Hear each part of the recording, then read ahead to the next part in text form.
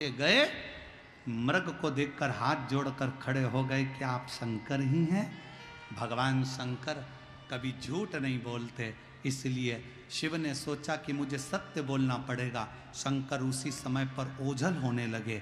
जैसे ही शिव जी भागने लगे, उसी समय पर भगवान विष्णु ने हिरण का सींग पकड़ लिया और भगवान शंकर ओझल हो गए।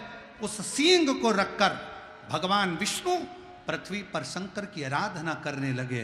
वो सींग रखकर जैसी आराधना करने लगे, तब भगवान शंकर उस सींग में से प्रकट हो गए। उसी का नाम सिंहेश्वर महादेव हो गया। उसी का नाम सिंहेश्वर महादेव हो गया। सींग को रखकर आराधना करते हैं, आराधना। उसी का नाम सिंहेश्वर महादेव हो गया। सींग को रखकर आराधना करते हैं, आराधना करते करते जब आराधना पूर्ण होती है, शंकर कहते हैं तुम्हें क्या चाहिए? बस आपकी कृपा हो, राजा शुभ और दधीची का संजोग हो। दधीची ऋषि ने भगवान विष्णु को श्राप दिया है कि मेरे शंकर के गण से हारेगा, मैं हारने को तैयार हूं, पर इन दोनों में प्रेम तो बढ़े। शंकर भगवान कहते हैं तुम चिंता मत करो, एक स्थिरता धारण करने के लिए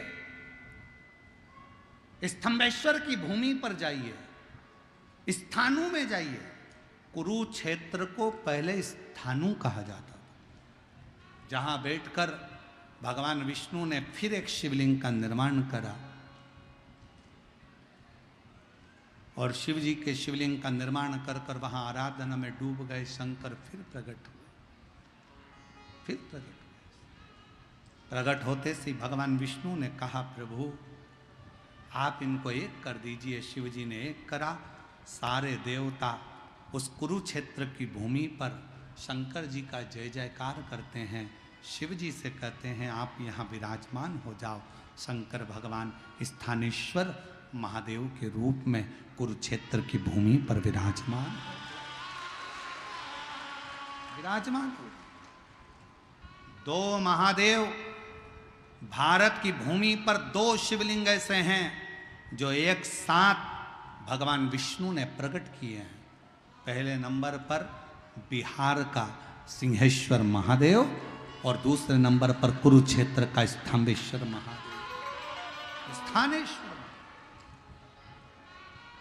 ये दो स्वरूप हैं जो हो रही है कि मेरे बाबा ने यहाँ कथा बांचने के लिए हमको बुलाया,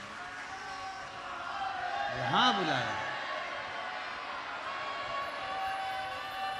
वो सिंहेश्वर नाथ की पवित्र धरा शिव महापुराण की कथा में शंकर भगवान विष्णु से कहते हैं ये दो शिवलिंग भारत की भूमि पर ऐसे विराजमान होंगे, इस शिवलिंग की साक्षी में जो मुझे भजेगा, जिस कामना के लिए आएगा, उसकी वो कामना मैं पूर्ण कर दूंगा।